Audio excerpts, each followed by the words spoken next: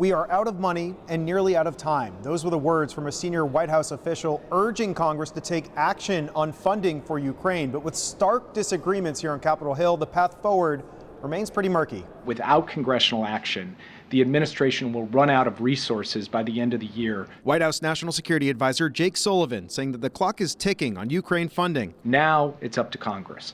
Congress has to decide whether to continue to support the fight for freedom in Ukraine as part of the 50-nation coalition that President Biden has built, or whether Congress will ignore the lessons we've learned from history and let Putin prevail. It is that simple. It is that stark a choice. This after Budget Chief Shalonda Young sent this letter to congressional leaders, saying if lawmakers do not approve new funding by the end of the year, the administration will be unable to send more weapons or equipment to Ukraine. Writing, "There's no magical pot of funding available to meet this moment. President Joe Biden has asked for $106 billion that would not only fund Ukraine, but also Israel, increase border security, and money for Taiwan." The proposal has so far hit a roadblock in the Republican-controlled House, where Republican opposition to additional Ukraine funding has been growing. House Speaker Mike Johnson responded Monday on social media, saying that the Biden administration has failed to address GOP concerns about what he called the lack of a clear strategy in Ukraine, arguing that any Ukraine funding would need to be linked to new restrictions at the southern border. Writing, "We believe both issues can be agreed upon if Senate Democrats in the White House will negotiate reasonably."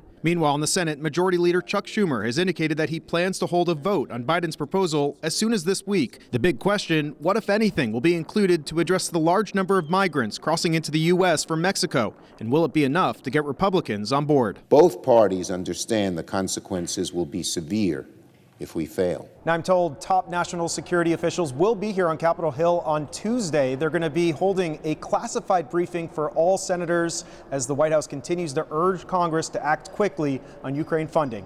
Reporting here on Capitol Hill, I'm Evan Koslof, Spectrum News.